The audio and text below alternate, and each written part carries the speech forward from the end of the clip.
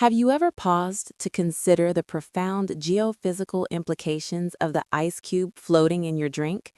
It is a phenomenon we observe daily, yet that single simple fact that solid water is less dense than liquid water is arguably the primary physical constraint preventing our planetary system from descending into thermodynamic chaos.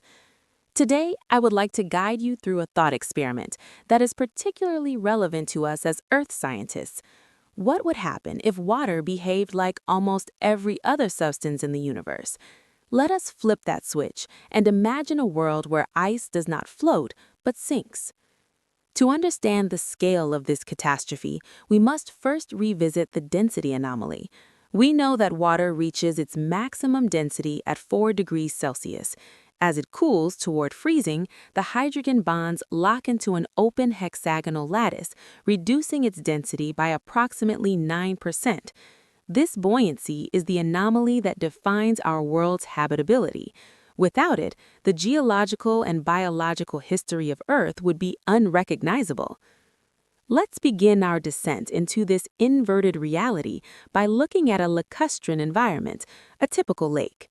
In our current world, surface cooling in winter creates a stratified system where floating ice acts as an insulator, preserving the liquid water below at a stable temperature.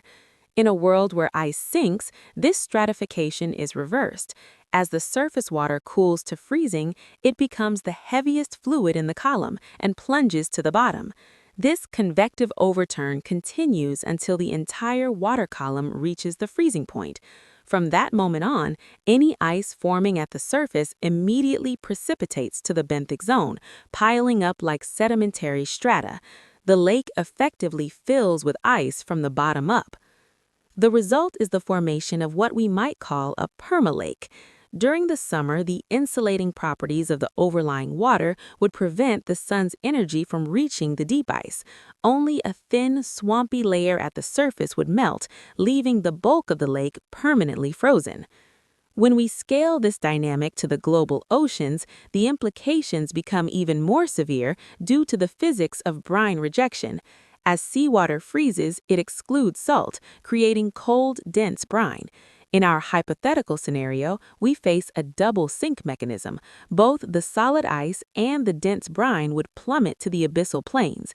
This would catastrophically disrupt the Atlantic Meridional Overturning Circulation, or AMOC.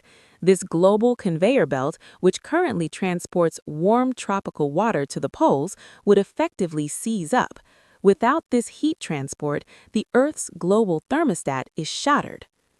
The situation deteriorates further when we consider deep ocean thermodynamics, specifically the Clausius-Clapeyron relation. In our reality, increased pressure lowers the freezing points of water, which helps keep the deep ocean liquid. In a world where ice is denser than water, this relationship is inverted. Pressure would raise the freezing point. Consequently, water in the deep ocean, sitting just a few degrees above freezing, would spontaneously crystallize into high-pressure ice phases solely due to the weight of the water column above. The seafloor would become a permanent frozen mantle. This loss of floating ice also triggers a breakdown in the global climate system due to albedo failure. Floating ice reflects up to 90% of solar radiation. Without it, the polar oceans become dark, absorbent surfaces, essentially giant solar panels that soak up heat during the summer. However, without an insulating ice lid in winter, this stored heat would radiate back into the atmosphere at a rate 10 times faster than observed today. This results in a climate of violent extremes, scorching polar summers creating massive evaporation, followed by brutal winters where that moisture is dumped onto the continents. We would likely see ice-free oceans surrounded by continents buried under rapidly expanding glaciers. From a biological perspective, this is a benthic holocaust. The benthic habitat, a cradle of biodiversity in our world, is obliterated, frozen solid. Marine life would be compressed into a chaotic shallow surface zone, fighting for resources and facing massive winter mortality events.